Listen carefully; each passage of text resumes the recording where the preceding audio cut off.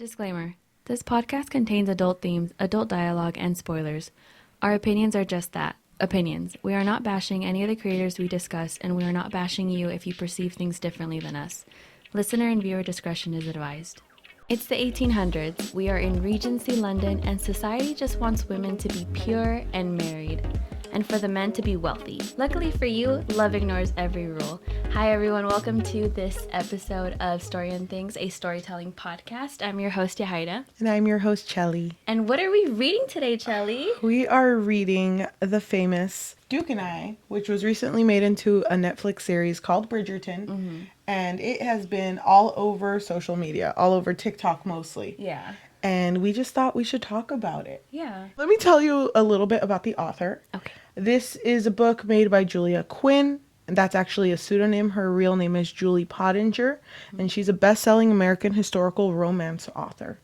Her novels have been translated into many languages, and she's appeared on the New York Times bestseller list 19 times. Dang, 19? She's on there. The Bridgerton series that's on Netflix is based on the Duke and I and all the other 7 books which follow the family, the Bridgerton family. Yeah, so each book is every sibling finding their own love story. Yes, and for this one specifically, we are focusing on our 2 main characters. Mm-hmm. Do you want to tell us about our first? Our girl, Daphne Bridgerton. So Daphne Bridgerton is actually the 4th Bridgerton out of 8, and she is 21 years young, and 21 is way past due marriage. She is getting a little anxious because she really wants to be a wife and a mother. She's not really seen as desirable though because she's not like other girls. According to the men, she's not scary enough, whatever that means. And her other siblings, I'm just gonna name them here. It's Anthony, Benedict, Colin,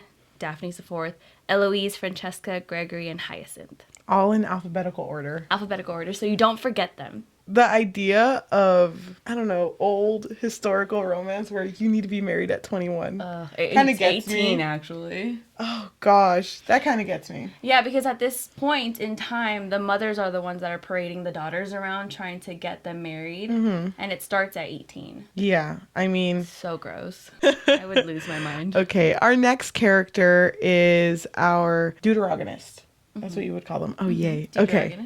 And it's Simon. He is 29 years old, and he is known as the Duke of Hastings. He inherited the name from his father, and he lives with these inner demons as he was once disowned by his father at an early age for having a stutter. Mm-hmm. So I don't really want to spoil much with the story just yet, but our story actually starts with Simon. Yeah. Why don't we just start there? Okay. Like Cheli said, the story starts off with Simon Bassett and his life. So he grew up with a stammer and his father reproached him for it. His father was desperate to have an heir for the dukedom. And when he finally had a son, unfortunately the wife passed away. If you want to picture it, just imagine Simon's mom dying and slowly Simon, being born and the dad just picking up Simon and going like Simba, pretty much, just showing him here. off. Look at my son. He's here. He had people waiting in his house to look at his son. Yeah. That's weird. That's gross. That was weird. He just was so into having an heir. He would do anything to make sure that he had a son. Yeah. Because they had tried many times before that. And unfortunately, the pregnancies kept failing. And then the other thing was that when Simon was born, his dad rode out into a horse and he was just like all excited, like, I have a son, partying and shit. And the mom was literally in bed dying. Oh my gosh. It is horrible. Simon ended up, like you said, resenting his father because as soon as his father figured out he had a stammer, Simon was cut out of his life. Yeah, he didn't want anything to do with him anymore. And at first, Simon was very determined to fix the problem. He worked with his Nurse Hopkins, to try to work through his speech. But by the time that he was 11, he went to go see his dad, and his dad was still not down for him. He still wanted him out of his life. The vibes aren't there yet, Simon. You go.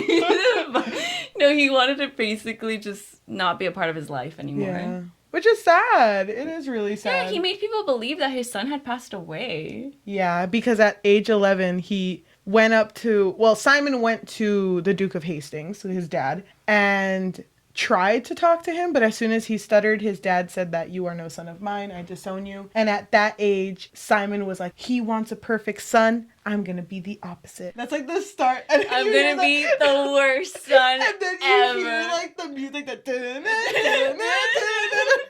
It's so stupid because his plan just didn't make sense to me. because his dad really wanted an heir. So the point is, after his dad dies, the dukedom gets passed down to Simon, and then now he can have an heir. And that was important because he was the only male who can pass down the dukedom to someone else. Everyone else in his family was female. So Simon has so much responsibility, but he was like, fuck it. I don't need to do this. But he didn't even desire to be married. He didn't want a child. It wasn't in his future. But you know what? Oh, we didn't even talk about the best. Question. Yes. Did he know that he let his mom die? No, they never brought up his mom again. But who knows what was spoken between the nurses? Because the nurses did treat him as his own. And I'm pretty sure they did talk about what type of father he had. So everyone knew, but probably not Simon, not fully. Yeah. And besides, like, all of the nurses really loved his mom. Yeah. I think we should move on because this story at this point was so good to me. I love how fleshed out Simon's character was. Yeah. Yeah, I even told you that I really admired that she started with our love interest as opposed to Daphne because it made us more invested in him. Yeah. And usually with the love interest, we don't actually know much about them until they're telling the main character. You said you compared it to Twilight. Did I? Do you remember? Because we didn't know much about Edward at all, except that he was like, you know, brooding. doesn't want to smell. I know, she doesn't want to smell her. She stinks. But it's just kind of like, oh, he's so cold. I want to know him. I want to know why. Yeah, but at least with Simon, we knew his background. But okay, before we move on, can I just say one thing? In the back of the book, there is a synopsis of the book. Oh, yes. And there's one line at the end, and it just says, wait, hold on. Is it its own paragraph? It is. It's its own paragraph. Love ignores every rule. Every rule. Does it? Well, it has to. I mean, it's in the book. whatever you write on the book is law now, so it better ignore a rule. If it doesn't, I'm turning it back. Our story starts with our main character, Daphne, who is reading a gossip columnist. Yes. It's an anonymous gossip columnist named Lady Whistledown. Love it. So basically our gossip girl, and she basically just lets us know everything that's happening of the balls that are going on, the social events. And they read about themselves on it because Lady Whistledown does not spare anyone any slack. Yeah. She goes off on them, but they didn't really say anything bad about the Bridgertons. No, she basically said it in her column that the Bridgertons look like mirror images of one another. Love that. And she can't say that about other families. So she's roasting other families, which I wish she would have said a name, you know? She should have told us the tea. I know. Throughout this book, Lady Whistledown's in this a lot, and I kind of like the idea of like, oh, you can kind of learn about the world through Lady Whistledown. Yeah. That's what I thought Lady Whistledown was going to be. She is it for a while, but I don't think she completes that well. But that was a good way to introduce the Bridgertons, because we're introduced to Daphne, who is sitting right next to her mom, Violet. In the column, they also mention Simon's returning because his father's dead. R.I.P. Yeah, because after that whole him swearing and Dirty Little Secrets playing, he moved away, and then his dad died, and he came back. Yeah. And now he's ready. And that's what the columnist said. He's ready. He's ready to, tie someone down? I guess so, because this ball that is going to take place is a place to showcase the girls that need to get married. Single ladies. All the single ladies. All of the single ladies. So when they're reading about Simon, they bring up that Simon is actually Antony's former friend. Which is Daphne's older brother. Yeah, the eldest of all the Bridgertons. And at the mention of him, Violet is like, he's too old for you. Don't. Yeah, he's 29, she's 21. That's mentioned, and it's kind of just dismissed. Like, she has no interest in the Duke right now. She's just like, I gotta go get married at this ball. I mean, at the ball. At the ball. Like, right there, there's gonna be a marriage. There's a priest. Goes to this ball, and what we notice is that she does not really have any suitors. She has one suitor who she does not like. Do you see Niall's face? I feel that, Niles. I feel that. She has one suitor who she deems is too stupid, but she also says that he is nice, but also stupid. and nice. Stupid and nice, yeah. Vibes. So his name is Nigel Burbrook, and she's actually trying to avoid him at this ball. So she's like trying to stay hidden, and then she goes into a hallway, and in this moment, he's trying to push himself over her. So while this is happening, because they're in a hallway. Mm-hmm. Well, if you watch the Bridgerton series, the show, they're outside. Yeah. But the hallway's funnier because it's a small hallway. While this is happening, remember Simon said that he doesn't want to marry anyone, but he wants to come to this ball only to visit Lady Danbury, who is the person who's hosting it. Mm-hmm. So he's like in his head, I'm going to go in and then out. I'm just going to say hi to Lady Danbury and I'm out. So he's going through the hallways. Yeah. Like, and they're dark, by the way. There's no light bulbs back then. I don't know if you know. Just candles. Just candles. Weak. He's walking through this lit hallway and he notices a girl and a guy who are struggling with each other, and the guy is raising his voice. Mm-hmm. And this is Daphne and Nigel. And at first he's just kind of looking because he doesn't want to be this random hero. He really doesn't. He's just like, I really don't want to save the day today. Not today. It's not Wednesday. Daphne says no. Yeah, Daphne says super no. Loud. And he's like, I gotta go save her. Well, not really. He's just like, I gotta go do something. Yeah. So he starts walking up to both of them, and he just sees Daphne punch Nigel right in the face. Well, he's running. He's trying to intervene, but at that point, she punches Nigel, which she knocks him out cold. Yeah, he's that's dead. A good punch. Yeah. Good for her. Because they're assuming that he was drunk, so that's why he's just falls to the floor, and he's dead for a couple chapters. You know, in first read, when I read that, I was so, like, I love Daphne. Because I thought she was cool because the fact that she's doing things that wouldn't be common in Regency London. Yeah. And I thought, look at what she's capable of. And I think that was a good way to have the characters introduced to each other. Yeah, especially because we don't know if girls even really defended themselves at this point in time. Yeah. This whole scene after Nigel knocked out, imagine a small hallway. If you were to, like, knock out in a hallway, you aren't going to land straight. So he's, like, limbs kind of bent in a weird way. Yeah, he's uncomfortable. Our beautiful main characters do nothing about it for, like, maybe 20 pages. They contemplate whether or not to just leave his body there or drag his body somewhere else so that no one else will see him. That's such a weird situation. But weird. You know what? Even throughout all that, they're kind of vibing with each other too. They are. So Simon is immediately taken back by Daphne's beauty, even though he does say she's not the typical beauty. Can I read something? Yes, go ahead. Just like an amazing moment when he was looking at her. She rose to her feet, dusting her hands off on the sage green silk of her skirts. Her hair had been styled so that one thick lock fell over her shoulder, curling seductively at the top of her breast. Simon knew he would be listening to her. She was prattling on about something, as women were wont to do. Okay, weird.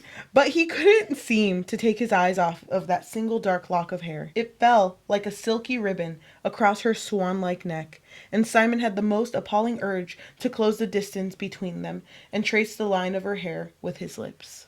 So was he like... He was... What? He wasn't even vibing with Daphne. He was her girl. I know. He was like, oh, damn. Damn, girl. Let me get a taste of that curl. What type of shampoo you use? Wait, did you use Tresemme hairspray? That's my favorite. Oh, my gosh. It smells so good. Let me lick it.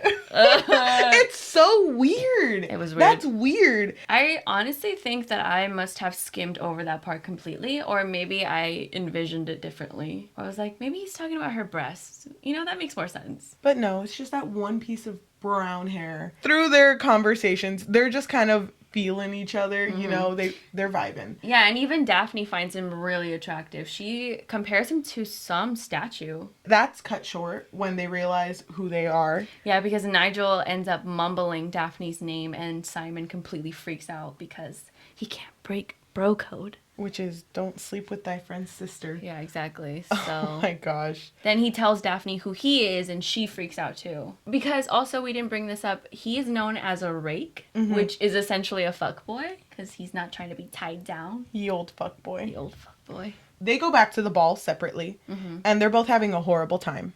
Yeah. And while Simon is just kind of walking around trying to figure out how to get out of the situation of having moms come up and say, "You want to marry my daughter? She watercolors." She's a really good pianist. Come on, look at her. Look at those fingers. Look at those fingers. I know. Pull out the piano. Like I taught you. Come on. It's in her purse. I know. While he's trying to get away from that, he finds kind of safety with the brothers of Daphne, who are actually looking at Daphne being presented to another guy across the room. And it's so messed up of siblings to do. Just like, damn, look at her. She looks miserable. So Simon quickly realizes that they both have similar issues, but it's on the other end of the coin. Yeah, and he thankfully goes over to stop that awkward situation she was in. Also because he's trying to run away from His own situation. The moms, yeah. Yeah. To get out of more moms talking to him, he asks Daphne to dance. And then drags her to the dance floor. They talk about so much. They talk about trying to get away from society's conventions because they hate the idea of having to chase for marriage, women expected to only have marriage and children and really nothing else. Simon comes up with this idea. Brilliant plan. It's actually in history, if you think about it, he's the first one to ever think of this. I don't think anyone's ever done it. It comes out in the news George Washington was like fake dating someone. No, it was Simon. He was the first. He suggests a ruse to fake date Daphne. What can go wrong? You like fake dating though. Not like in real life. No, but like as a trope. Don't expose me. I'm just kidding. As a trope. I do like the fake dating trope, but we will talk about the story. It didn't really follow it that well. It's like a good Start? It's a good start because the point of it was if someone who is pursued and is handsome and has this title of Duke with him, if he is with another girl, girls will stop chasing him. So the moms would respectfully back away from him. Thank you, moms. Thank you. What is Daphne getting out of this, Cheli? Because, it's the opposite. Because men won't respect it, They won't respectfully back off. Because when a girl is with someone else, they're more desirable. So, that sounds like such a dumb plan, but it works in like 5 seconds. For real, like as soon as they stop dancing, she's already dancing with some other guy. And it even continues to the next day where there's like a lot of suitors at her house. And let me just bring up that with fake dating, you're not supposed to care about who the other person is with. And I understand that fake dating usually turns into like romance. Slowly. Usually. But it didn't do that. Ideally, it'll be a nice little gradual change. As soon as Simon sees all of these potential suitors professing their interest in Daphne, he gets really jealous. He does. And he's just kind of standing there like, she's not looking at me. I've been in here like 37 seconds and she hasn't even turned. I'm right here, Daphne. Oh, because she was smiling at somebody else and he was like, how freaking dare she? I don't know if you remember. He said something like, oh, I really want to punch that person in the face. Yeah. The poet. In his mind. Oh my gosh. Yeah. That's so violent. You just met this girl like 2 seconds ago. You didn't even like her. I know. Like the mom really likes Simon, even though she was like, oh, you shouldn't date a Duke. And then after she meets him, date a Duke. She was down for it. She was like, wait a minute, hold on. Did I say that? Backtrack. I didn't mean, oh, sorry. So when Simon goes in, she immediately kicks everybody else out. And so she leaves and they're alone for a little bit. Yeah, Simon and Daphne are alone. And they're just going like, oh my gosh, this plan is working so well. I have so many suitors and nothing can go wrong. And then it goes wrong. And then it goes wrong because that's how books work. Yeah.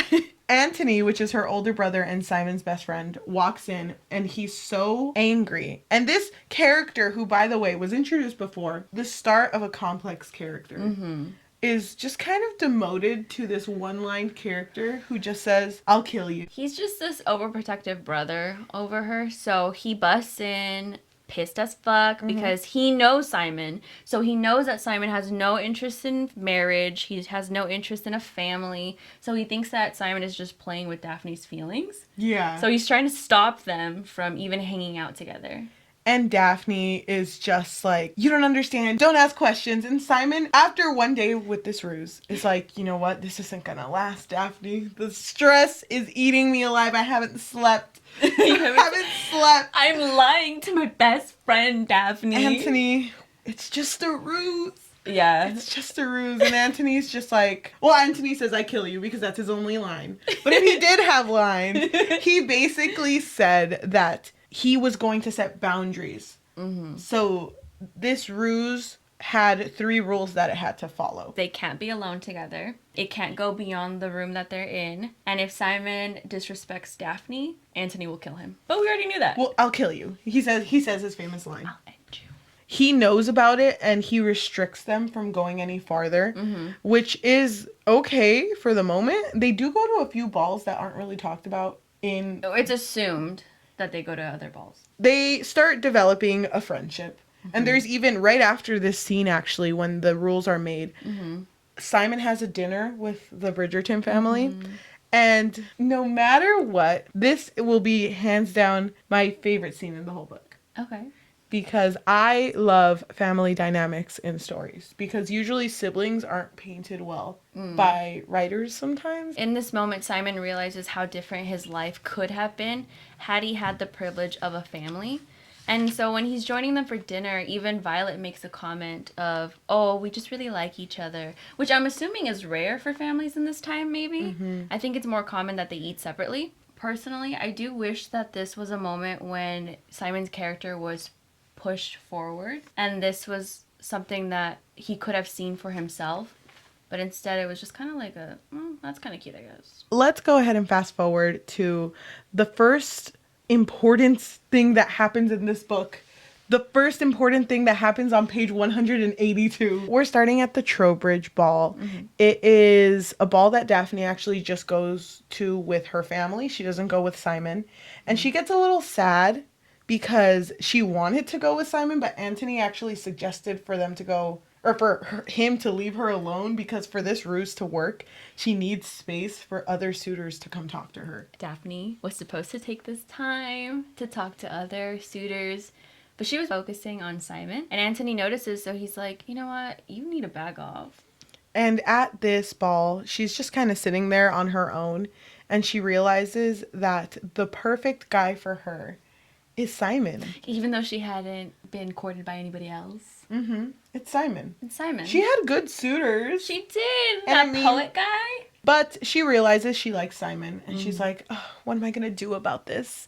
And Simon, you know what? He wasn't invited, but he's freaking there.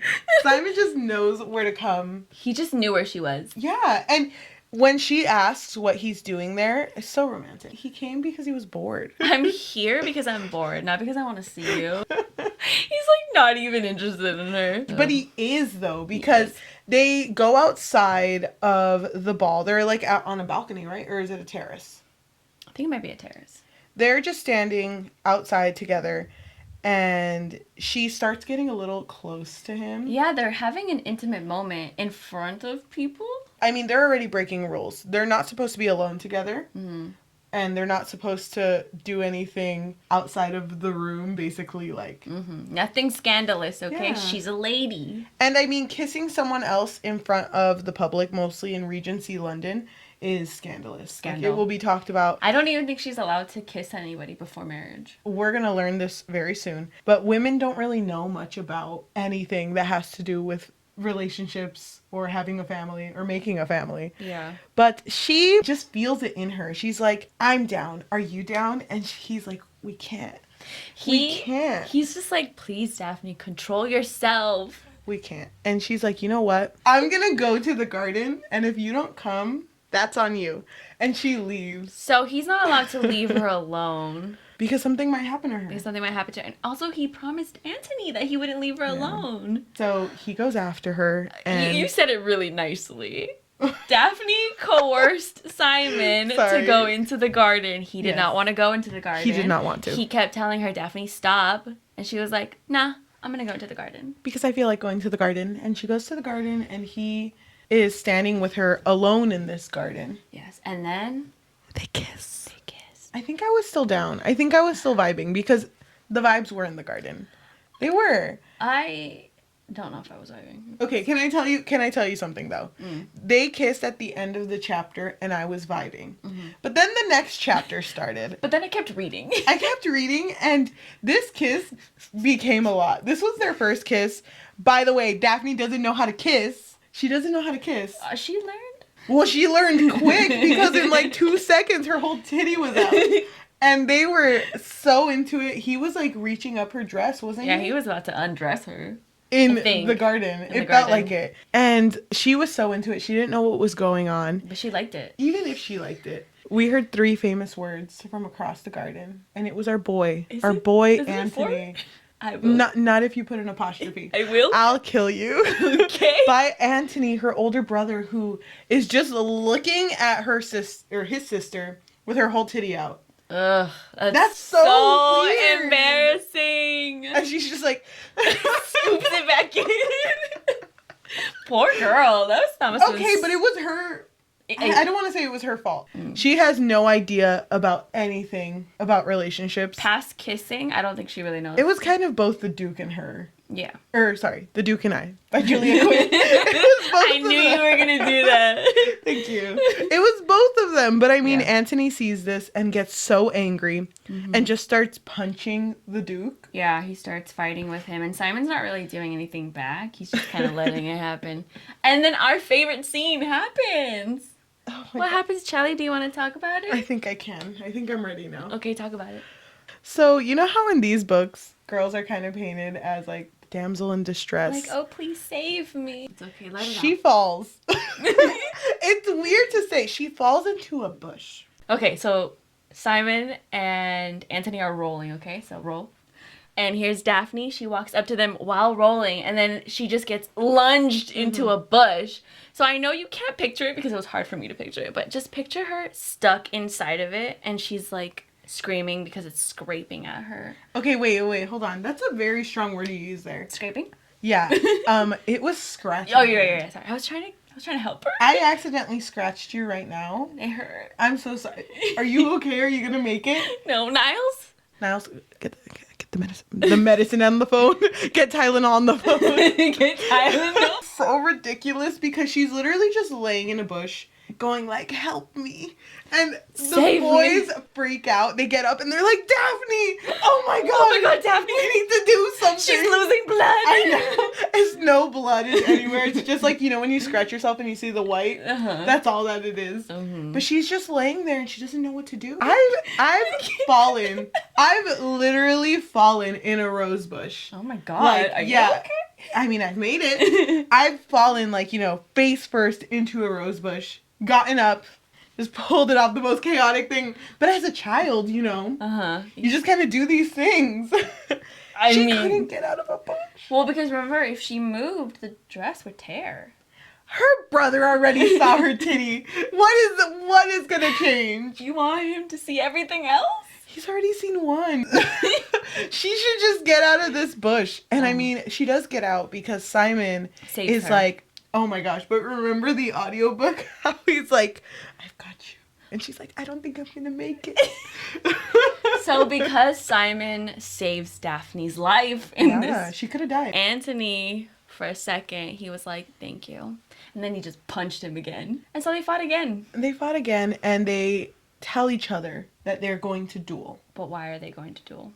Because he took his sister's, how did he phrase it? His sister's innocence? Yes, and also he was trying to force Simon to marry Daphne. Oh, yes. So he was saying, well, now you have to marry her. And he was like, nah, I'm not going to marry her. And even Daphne was like, I'm not going to force him. So because they're not going to get married, Anthony challenges him to a duel. And so we're taken to the next day. I think it's actually night. I think it's that evening, yeah. Yeah, they don't tell Daphne where the duel is going to take place.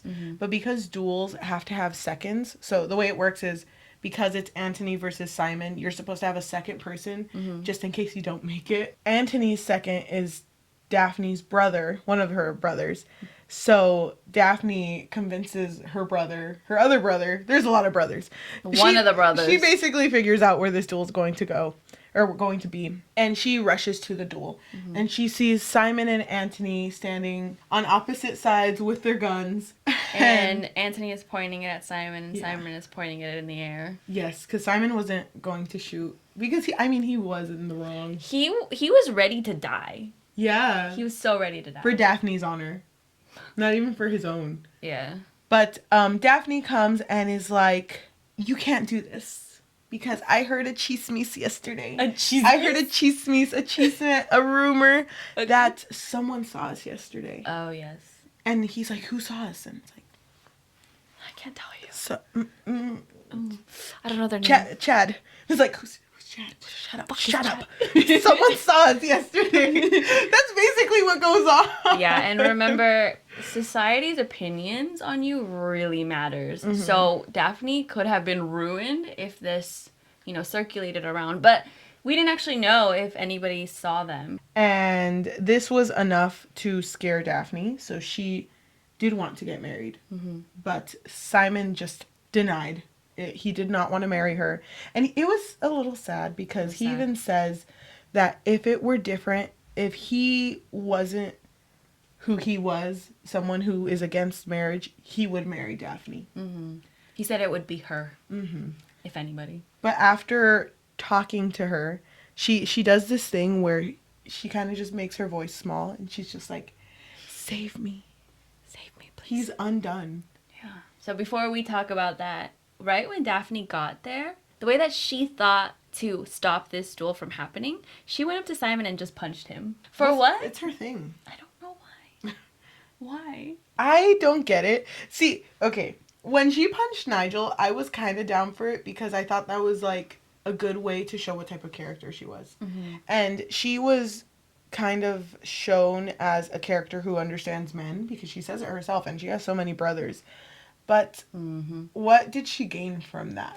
I think she was trying to get him to lower himself, like to go down onto the ground to stop this fight, but he didn't, so that was pointless. Yep, it was pointless. And she cries to him and is like, someone saw. Save me. And he's like, I'm undone. Yeah, he's undone. I'll marry you. It just feels very manipulative.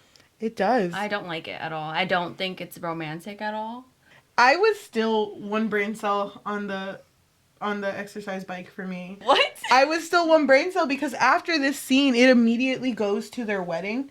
Well, not too quick, but it goes to their wedding. And it's them getting married and then laughing together.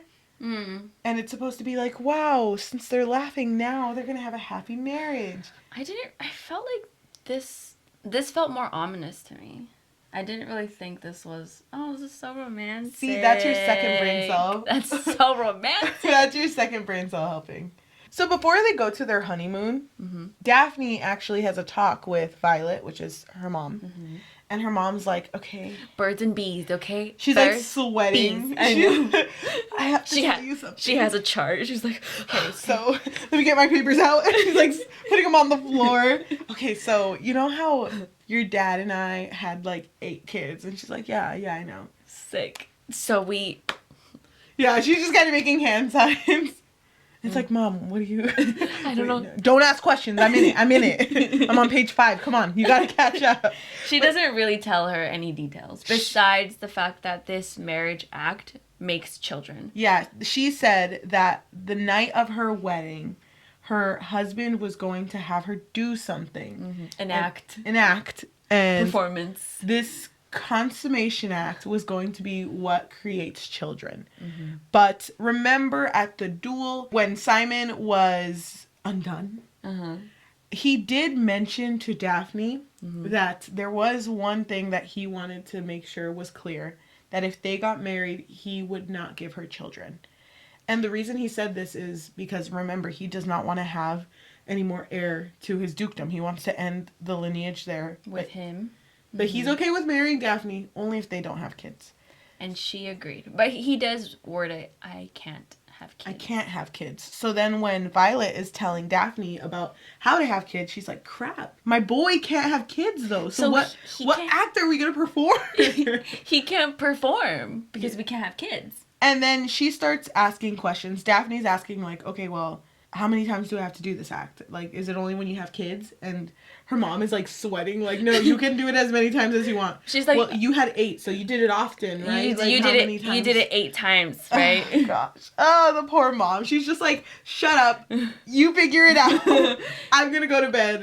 I hate this. Yeah, she basically told her that, oh, your husband will lead you through it. Don't worry about it. Oh, gosh. After they get married, after Simon and Daphne are now, what is she, a duchess? Yeah, right? she's a Duke duchess. and Duchess. Mm-hmm. They're heading to the estate that Simon grew up in. Yeah. But to get there, it takes a long time through carriage ride. Mm-hmm. So they decide to stop at an inn. And Daphne is freaking out because she's like, oh, we have to do this marital act. And I'm not ready because we can't have kids and I have no idea what to do. She's stressed about it. Yeah. And Simon is stressed for the same reason in a way because he doesn't want to do anything to her at an inn. Yeah. So he talks to the innkeeper and is like Daphne is out looking at the window and he's like, do you have like a room with 2 beds? Spare room. Like two no. beds? No, he wanted a spare room. An extra. He wanted an extra Yeah. room. He didn't even want to be in a room with her. No, he was like, another room, please, please. Okay, no. And Daphne kind of hears this because the innkeeper is like, we only have 1 room and it's 1 bed. Yeah.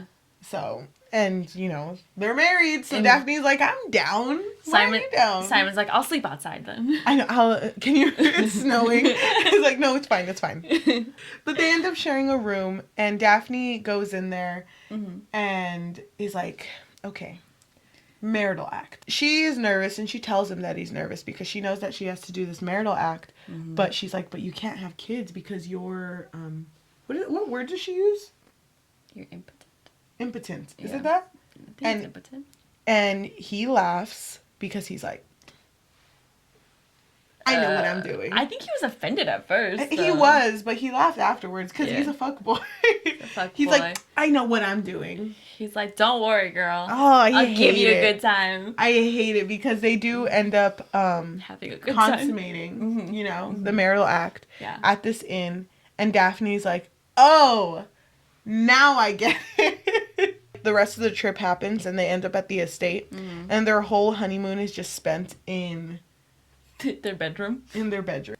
During the act of consummation, when you know they're done, or at least when Simon's done. Who cares about Daphne right now? Simon tends to finish on the side. Yeah. Because remember, he doesn't want kids, so that's what he's gonna do. He's just gonna finish on the bed. Pull out. But I mean, it's, Daphne doesn't know what that is. Yeah. So she's like, oh, sick. He's peeing on the bed. I don't know. She doesn't know what it is. She doesn't know what it is, but she's like, okay, he had a good time. That's nice. Look. It's right there in front of me. Okay, cool. While they're at this estate, she makes the effort to try to get to know the people at the estate. She gets to know all of the servants, and she actually has a conversation with one of them, and she's telling her basically the life of the former duke and his wife. How they weren't in the same room, didn't look happy. And that's the complete opposite of Daphne and Simon, who are always with each other. And she finds out about his stammer. The people who work there are so in love with Simon. They're like, I'm so glad that, you know, he has you. And they bring up, I don't remember how, but they bring up children. And they're like... Oh, they bring up the children because she was saying how, the former duke and the duchess couldn't have children. You know what they say, you need a strong womb and a healthy seed. Both have to be strong, very strong. True. And Daphne's like, what? Actually, Simon's not a gardener, so it's kind of funny that you brought that up, but thank you. She thinks about this for a while. And one night... Oh my God, the way that it was written was so weird. One night, when they're both sleeping, after consummating, you know, because they're always dutiful. They're always doing their business. Their marital act. They finish, and they're just like, thank you. Good job. Thank you. Go to sleep now. After they're done, she's like, thinking about... She's literally laying down. Math equations going, like, past her head. And she's like... he finished on the side. Seed. Okay. Seed. What does seed look like? And she like lifts herself from the bed, kind of like oh my God, Frankenstein's monster style. Lifts herself off the bed, and she's like, strong seed.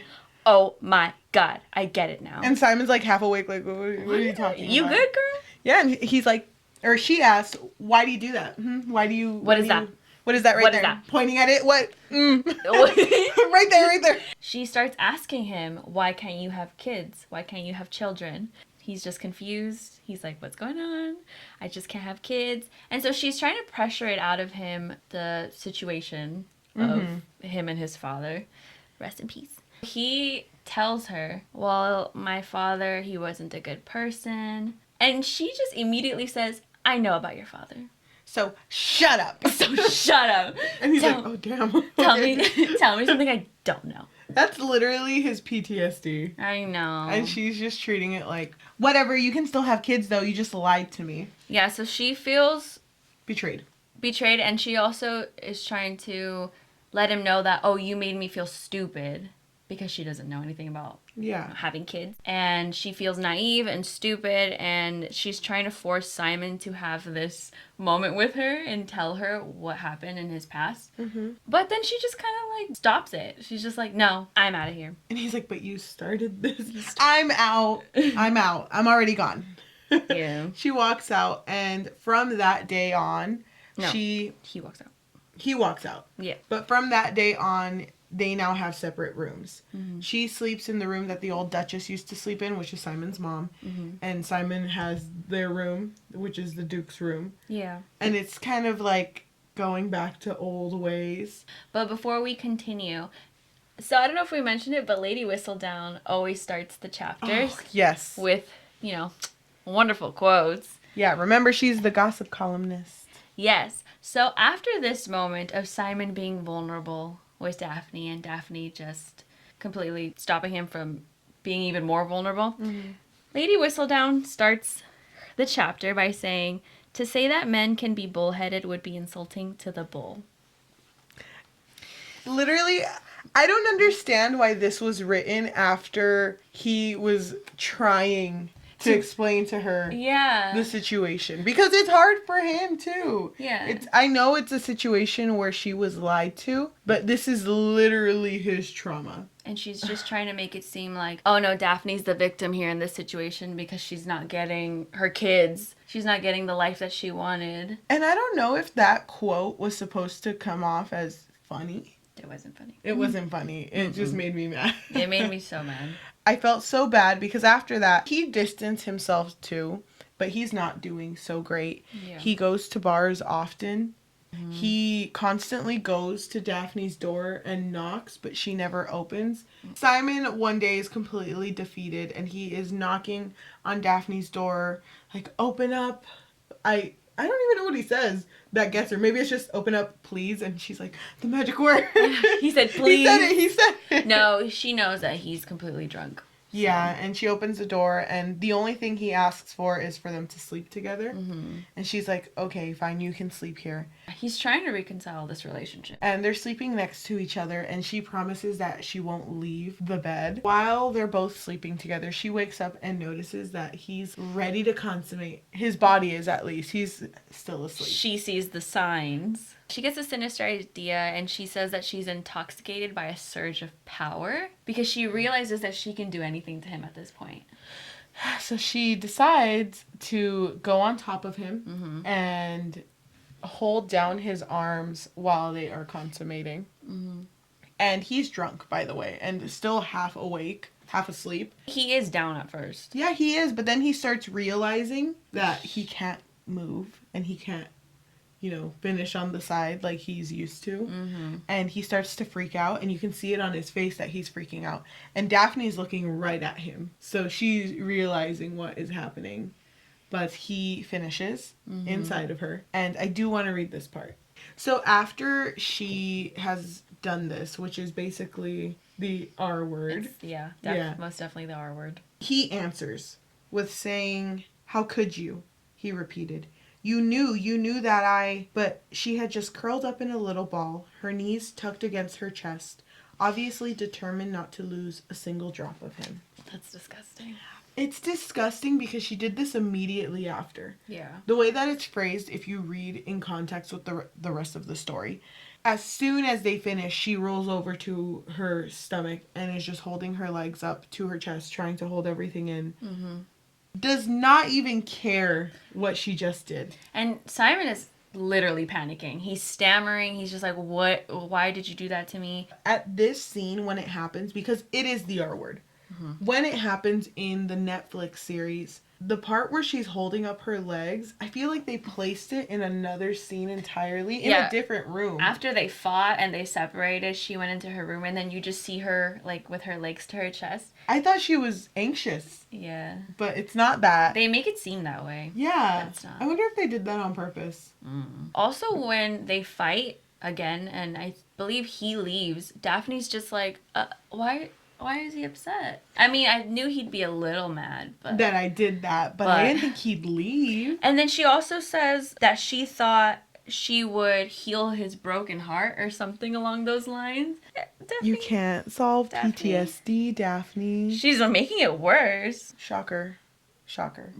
But they separate. Mm-hmm. The next day, when Daphne wakes up, she reads a letter from the Duke, from Simon, that says, I'm out. Gonna be working at a different estate. If you want to reach out to me or find me or whatever, just ask somebody. Yeah, which she never does. No. She is completely heartbroken because she didn't think that this would happen. But she doesn't do anything to reach out. She actually goes back to her family for a bit and stays at the Simon's London estate so she can be closer to her family. But she's just living by herself. And it takes 2 months for Anthony, which is her brother, who only has 3 lines, which is I'll kill you, to reach out to Simon. And say his famous line. Actually, Daphne writes a letter to Simon and she gives it to Anthony to deliver the letter to Simon. Which, Anthony is pissed off, but he doesn't really say much about his sister, right? Simon reads the letter, and the letter's super short. It just says, Simon, my efforts, as you term them, were met with success. I have removed myself to London, so that I might be near my family and await your directive there. Yours, Daphne. As soon as you hear that your wife's pregnant, your PTSD... It's cured. It's cured. It's cured. Because he's like, I gotta get to my wife. She's pregnant. And my child that I totally wanted and planned for. And he goes to the estate where she's at. She's on a horse, and kind of the same as the Butch scene. She falls off the horse and is like, I can't breathe. I'm not going to make it. I hate how it always happens. Oh, conveniently. Oh, he shows up and she falls off a horse. He's like, why are you on a horse? You're pregnant. It's like, you didn't even care about this baby anyway. Yeah, and then afterwards she reveals that she's not even pregnant. Yeah, she had her period that day, I think. I don't know. The day, or after she had sent the letter already. She thought she was pregnant, but she wasn't. Simon, I don't know if he's relieved or not. Because I don't know. After that... Simon apologizes to Daphne. Yeah, when it should have been the other way around. And Daphne was a little confused. She was like, you're not mad at me for what I did. And Simon's like, nope, I was mad at myself, not at you. It's like, no, I was there. I was the third person. I'm gonna need you to backtrack. Right there looking up at you guys. You were kind of mad at her. Down. Wait. Yeah. Looking down at you guys. He had every right to be upset with her. Yeah, but he wasn't, because it wasn't her fault, according to this book. She crossed a boundary, a very serious boundary. She never apologized for it, by the way, even when they were making up in this scene. No. Oh, gosh. No apologies. And this book, by the way, after that scene where they make up, this book ends so quick. They're just laughing. In love. They go to the estate and everyone's there. Every single Bridgerton, not really, but most of them, the important ones, A through D. All of them are there, and the mom is there too. And to drag them out. Yeah, and it's like, family, you're gonna leave because I'm about to go consummate with my wife. And instead of being grossed out, they're like, oh, you're so silly. That's so funny. Oh, I love this family. I love you. It's like, now it's Anthony's new line. I love you. Instead of, I'll kill you. I love you. And, he goes upstairs with Daphne and is like, you know what? I got a proposition. But it's going to take... 9 months? Yeah, it's going to take a few things. We're going to need a bed and time. It's like, oh, how much time? Like 9 months, I would say. And she's just kind of like, she's down, but then she says, oh, by the way, I don't want a kid right now. I just eventually want a kid. Just so you know. Yeah. She just decided to tell him, you know what? Kids? I can wait. Oh, wait. I see the confusion. No, I didn't want kids. That's weird. That's weird. I thought you knew. This is awkward.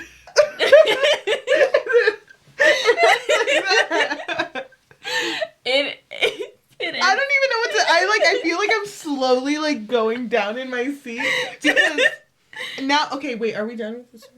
I think so. Okay, I hate this book. Okay. I hate this book. I think it's obvious much how we feel about this book. Oh my gosh, I feel like I'm like getting old.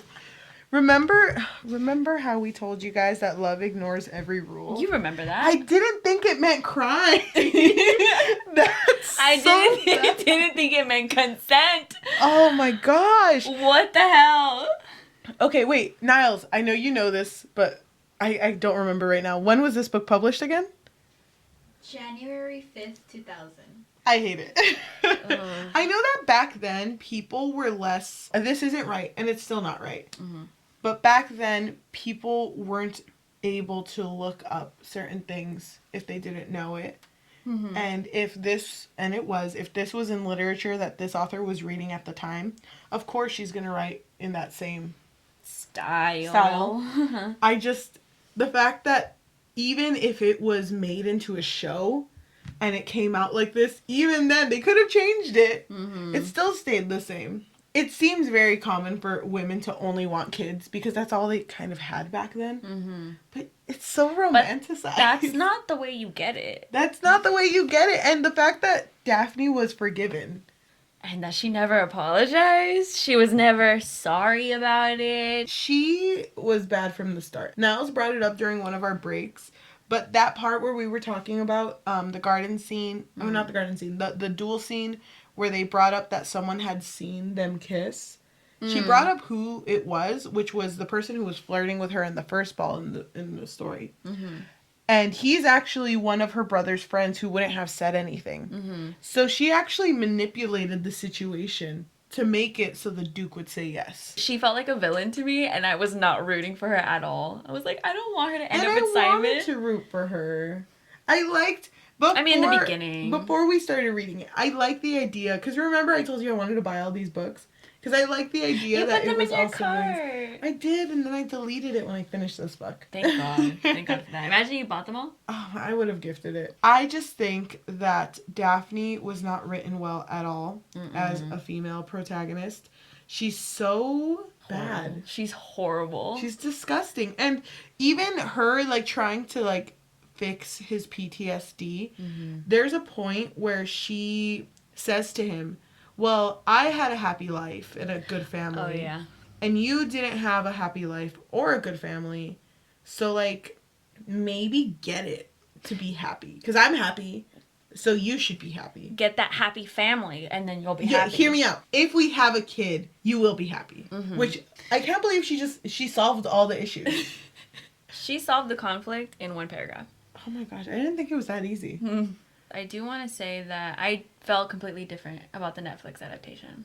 Daphne's character in the Netflix adaptation was not sinister at all. I felt like she was a icon. Like, she seemed like a feminist. I even admired her.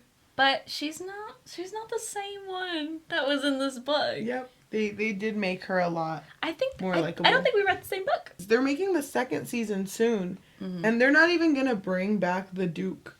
No. So why He's was he there? Bye. I know. Back to his estate. Right. Back to separation. Back to his rake ways. Maybe that's for the best. Maybe. Not the rake ways. For him to be separated. I don't know. I think it would have been nice to see them all together. I mean, Anthony was always meddling in Daphne's affairs. She deserves to do the same. Let me read my overall thoughts. Go ahead. This book was a good attempt at a romance novel. It started off really strong with the idea of this ruse of fake dating. Mm-hmm. I was down for that.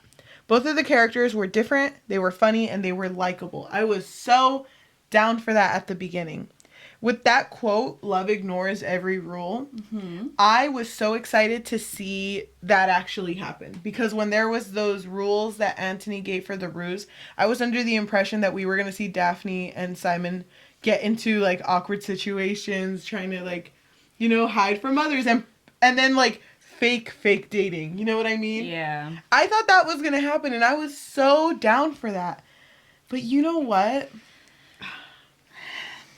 Don't dream too much. Don't dream too big. Don't dream.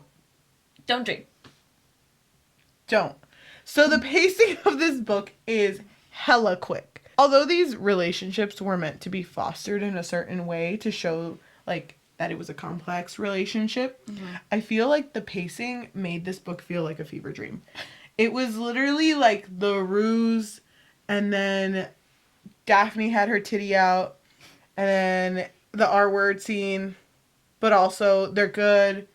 And also at the end, by the way, there's an epilogue, and then they have like 40 children. So it's like, what? That doesn't make any sense to me. And I agree that this book did have potential because I did like the characters to begin with, but the character building was just like thrown out the window. I feel like there was so much gaslighting and toxicity that it just stayed like that throughout the whole book. And mostly for Daphne. I feel like Simon had potential, more potential than Daphne did, but I mean, this book is the Bridgerton book. So if your main character can't even be likable, then what's the point? I also don't like that the R scene was forgiven. Like, it was completely dismissed by the character who experienced it. And they painted Daphne as this perfect character, as this saint. And although sometimes, like I said, it might happen in history that women were really big on having children, I feel like this book kind of glossed it over. And they shouldn't have done that. I said romanticized earlier, but I feel like they didn't romanticize it. It's not like they swooned over the idea that this happened. But the fact that it wasn't brought up again and it wasn't talked about is gross. If love truly ignored every rule like the back of this book says, I feel like Simon and Daphne should have put a little more effort into breaking the society conventions that they were trying to get out of. Because at the end of the day, they just followed it. There was nothing that they broke. Their love should have been shown through them trusting each other, them willing to do whatever they're able to do to make the other person happy, and them being there for each other. This does not happen at all, and it feels like both of these characters just shut down when things get too hard, which I understand Simon had PTSD, but I mean, Daphne healed it in 0.2 seconds, so it's kind of hard to believe that he had PTSD with the way that this was written. My last thing that I wrote, which is a little harsh, I just wrote, this sucked. 1 out of 5. You could have just summed it up with, it sucked. It sucked. So my overall thoughts is a little bit long. I'll try to cut it short. So I don't necessarily love either of the characters, Simon or Daphne. Simon did lie to Daphne by omission, but honestly, like I said before, Daphne just felt like a villain. Her thoughts were a little bit too sinister, and it just felt like she kept scheming her way into Simon's life. Also, Simon is constantly described as a rake, and yet we never see him talk to anybody else besides Daphne. Yep. So we're just supposed to assume, oh yeah, he's a fuckboy. But he's not. At least nothing that I saw. And in part, I do sympathize with both of the characters because they are just trying to survive in this society that we don't know anything about. In this society that has these stringent expectations for the two of them. And opposing it has way more drastic consequences for Daphne. So of course, I sympathize with her. But I don't love the way that she went about everything. It would have been better if there was actually a profound connection between both of the characters, and I just never saw it. I think it was driven by lust, especially because she became fixated on Simon right away. She didn't give anybody else a chance. Even when they were married, they never really truly connected. Daphne being manipulative isn't okay just because she's deemed weaker than Simon, and I really believe that this is something that should not be overlooked. So I can't root for Daphne, right? Of course. I think that's obvious. And I just want to say that I don't think that Daphne and Simon were really that compatible to begin with. You shouldn't be with somebody who does not match your goals because that isn't a stable relationship. You shouldn't have to force anybody to see your worth. I would have rooted for them if Simon was the one that wanted a family, or at least would have wanted Daphne enough to let go of that promise. But he never did. It was more of manipulation. And I just don't vibe with that. Yeah. I didn't like that at all. So I would also give it a 1 out of 5. Do I sound disappointed? I feel like I sound disappointed. I feel like because this book was the reason that we wanted to start a podcast. Mm-hmm. And when you first brought it up to me, you were in love with the show. I was but in you love. hadn't finished it yet. Mm-mm. And then we gave it, like, we've been working on this for a while. Yeah. And we kept giving it ratings. And I think the highest rating I ever gave it was my first rating, which was a 3. And then it went down to a 2.8. I think mine was also a 3. And then a 2.5. Because the more that we talk about it, the more angry we become. Yeah, and I'm ready to just put this book away. Please. I feel like this book is our curse. This is our curse. This book... Because we've talked about it, but something always goes wrong with our recordings. Yeah. I'm ready to put this book away. Please. I hope everything goes okay. But wait, Niles, how do you feel about this? Yeah, Niles. Because Niles only watched the series, and you basically read the book through me, like vicariously, because I would Yes. always call her when I was driving back from work. Yeah, you would. And I would tell her about what I read. Okay, Niles, how do you feel about it? I hate it so much. It's so not good. They didn't have like a relationship at all. And then like even when they got married, they were like, you know, always on each other, you know. Yeah. They didn't have any moments. But in the show they did, like they even like established a friendship. Which was cute. Yeah. That was really cute, yeah. Which I thought they did in the book, but I guess they didn't. And then Daphne also being, you know, a gaslighter and Gaslighting? Whoa! Gaslighter. No, she is a gaslighter. Yeah. Well, No, I no, never heard you- the term. You used it right. You used it right, It just yeah. kind of caught me off guard. I'm sorry. Yeah, she's You're a like, gaslighter, whoa. a manipulator. She's the lighter. Yeah. She is the She's doing and the lighting. gas. Yeah. Yeah, so she's a gaslighter, a manipulator, and Toxic. yeah, she's Mhm. just really bad. And I hate that she didn't feel bad for what she did to Simon, and it sucks that Simon also didn't. Get the chance Yeah. to have an Yeah, apology. Yeah, and that he lied to her, but Daphne still sucks. Low key, she Yeah, sucks. yeah, She hella does. sucks. Yeah, so I also give it a 1 and a 5. 3 ones. Oh, can I bring something up too? Mhm. With Simon, I liked him a lot in the book, which is great. And in the book, he's perceived as a white man. Mm-hmm. But in the show, they perceived him as with a black actor, Mhm. which he did amazing, by the way. Yeah. I loved him as Simon. Me too. But that time in London, there was racism. yeah. Oh, definitely. But for some reason, it doesn't exist for certain characters. it didn't exist. It didn't exist until one Until- character brought it up. The queen, right? Lady Danbury brought it up. Oh, Lady Danbury. Okay. Yeah, she brought it up. So I would have been fine if they would have been, if this was almost like a Its fantasy, own world. you know, like, yeah. But the fact that it exists, now there's something you have to talk about. Mhm. And they didn't talk about it. And it just feels really, like, I don't know, incomplete, Yeah. you know? But okay, I think we're ready to put this book down to rest. We're done. And scene. The next episode, we will be reading the second book. You Imagine. liar. Imagine. Niles looks traumatized. I'm sorry, Niles. I didn't mean to say that. I'm so sorry. We are not. Okay, but I think we're done. Thank you for joining us. Thank you, and we'll see you next time. Bye. Bye.